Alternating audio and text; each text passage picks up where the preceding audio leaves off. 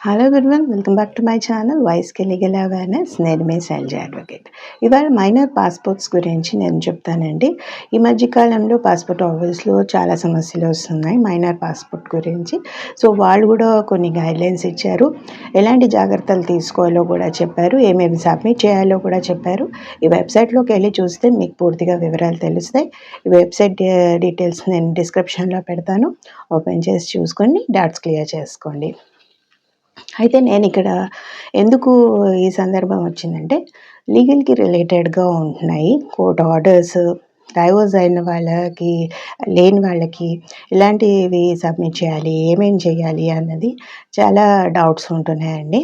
So that's why నేను ఇక్కడ మీకు ఈ టాపిక్ ఉంచుతున్నాను.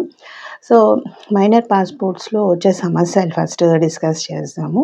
ఫస్ట్ చాలామంది డైవోర్స్ కేసెస్ పెండింగ్ ఉన్నప్పుడు పాస్‌పోర్ట్ ఆఫీస్‌కి కేసెస్ ఉన్నాయని చెప్పకుండా వాళ్ళు ఫార్మ్ సబ్మిట్ చేసేసి చేస్తున్నారండి.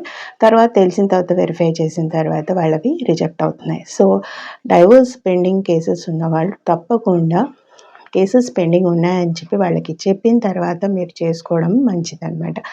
దానికి తగ్గట్టుగా మనం ఏం చేయాలి, ఎవరు ఏం సబ్మిట్ చేయాలి అనేది వాళ్ళు పూర్తి వివరాలు ఇచ్చారు. సో నేను కూడా మీకు ఇప్పుడు ఒక్కొక్కటి క్లియర్ చేస్తాను.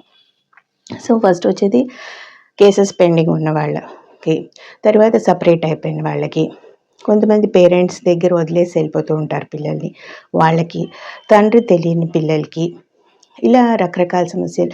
ఒకవేళ డైవోర్స్ అయిపోయిన తర్వాత పెళ్ళిళ్ళు, తల్లి వేరే పెళ్లి చేసుకోవడం, తండ్రి వేరే పెళ్లి చేసుకుంటే ఏం జరుగుతుంది, అప్పుడు వాళ్ళెవరు అప్రూవల్ తీసుకోవాలి, వాళ్ళు ఎవరు పేర్లు పెట్టాలి, ఇలాంటివన్నీ కూడా నేను ఒకటి తర్వాత ఒకటి క్లియర్ చేస్తాను మీకు.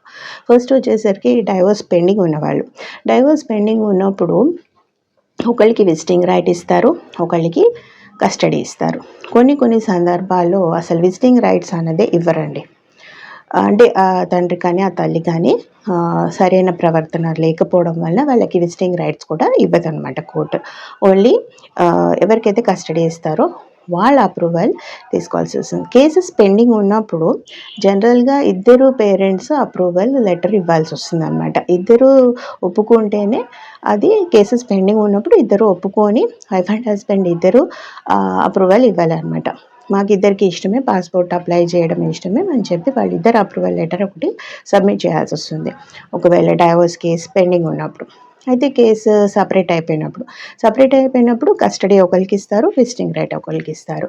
ఇచ్చినప్పుడు కొంతమందికి విజిటింగ్ రైట్స్ కూడా ఇవ్వరు, ఓన్లీ కస్టడీ ఒకరికే ఉంటుంది, ఇంకొకరికి విజిటింగ్ రైట్స్ కూడా ఉండదు.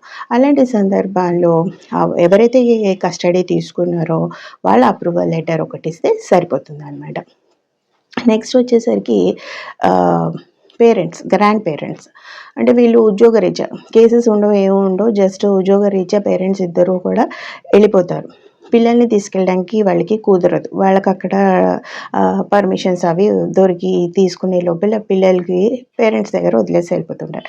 అయితే ఈ గ్రాండ్ పేరెంట్స్ ఈ పిల్లల్ని చూసుకుంటూ ఉంటారు. అయితే ఇప్పుడు ఈ గ్రాండ్ పేరెంట్స్ చూసుకోవడంతో ఆన్ అర్జెన్సీ అన్న దానిపైన ఇది అప్రూవ్ చేస్తారనమాట. గ్రాండ్ పేరెంట్స్ ఇలా వాళ్ళు ఒక అప్రూవల్ లెటర్ ఇస్తే సరిపోతుంది. మా కస్టడీలో ఉన్నారండి, మేము వాళ్ళని చూసుకుంటున్నాము అని చెప్పేసి ఆన్ అర్జెన్సీ కండిషన్ మీద వాళ్ళకి అప్రూవ్ చేస్తారనమాట. నెక్స్ట్ వచ్చేసరికి మోసపోయిన తల్లులు, అంటే తండ్రి ఎవరో తెలియని పిల్లలు ఉంటారు. అలాంటప్పుడు తల్లిదే పూర్తి బాధ్యత ఉంటుందన్నమాట. తల్లి సంరక్షణ చేస్తుంది కాబట్టి తల్లి బాధ్యత ఉంటుంది. తల్లి ఆ కేర్ అంతా తీసుకోవాలి. తల్లి అప్రూవల్ ఒకటి ఉంటే సరిపోతుంది అనమాట. ఇంకోటి ఏంటంటే డివోర్స్ అయిపోయిన తర్వాత ఈ తల్లి వేరే పెళ్లి చేసుకుంటుంది, తండ్రి వేరే పెళ్లి చేసుకుంటారు. తర్వాత ఏమవుతుందంటే తల్లి కానీ తండ్రి కానీ చనిపోయారు అనుకోండి, పెళ్ళైన అప్పుడు ఆ స్టెప్ మదర్ కానీ ఆ స్టెప్ ఫాదర్ పేరు కానీ యాడ్ చేయాల్సి వస్తుంది అనమాట. మామూలుగా జనరల్గా సపరేట్ అయిపోయినా తల్లి తండ్రి పేర్లే అవే ఉంటాయి పాస్పోర్ట్లో. కానీ ఎప్పుడైతే చనిపోతారో అప్పుడు స్టెప్ మదర్ కానీ స్టెప్ ఫాదర్ పేరు కానీ యాడ్ చేస్తారనమాట. సో ఇదొక సందర్భం. ఇంకో సందర్భం ఏంటంటుందంటే లీగల్ గార్డియన్ అంటారు. లీగల్ గార్డియన్ అంటే కోర్టు త్రూ తెచ్చుకుంటారనమాట. ఈ గార్డియన్ ఇది కూడా కోర్ట్ త్రూనే వస్తుంది. అప్పుడు ఈ కోర్ట్ ఆర్డర్ ఒకటి పెట్టి లీగల్ గార్డియన్స్ మేమే అని చెప్పి వాళ్ళు కోర్ట్ ఆర్డర్ చూపిస్తే అది అప్రూవ్ చేస్తారనమాట. సో ఏ సందర్భం తీసుకున్నా మీరు ఇక్కడ ఎవరైతే పిల్లల కస్టడీ ఎవరి దగ్గర ఉందో వాళ్ళ అప్రూవల్ లెటర్ ఇస్తే సరిపోతుంది అన్నది సింపుల్గా చెప్పే ఇది అనమాట. మీకు ఎవరైనా సరే అయితే కేసెస్ పెండింగ్ ఉన్నప్పుడు మటుకు అండర్లైన్ చేసుకోవాలి, ఇద్దరి సమ్మతం ఉండాలి. అది పెండింగ్ ఉందని మటుకు తప్పకుండా చెప్పండి. పాస్పోర్ట్ ఆఫీస్లో కేసెస్ ఉన్నాయని చెప్తేనే మీ పాస్పోర్ట్స్ అవన్నీ కూడా ఇదవుతాయి. ఇద్దరు కోర్ట్ ఆర్డర్స్ ఉంటే కోర్ట్ ఆర్డర్స్ని పెట్టుకొని అవి చూపించుకొని అప్రూవల్ చేసుకోవాలన్నమాట. ఇంకా పూర్తి వివరాలు తెలుసుకోవాలనుకుంటే వాళ్ళ వెబ్సైట్ ఓపెన్ చేసి చూడి తెలుసుకోండి. ఇంకా మరిన్ని వివరాలు మీకు తెలుస్తాయి.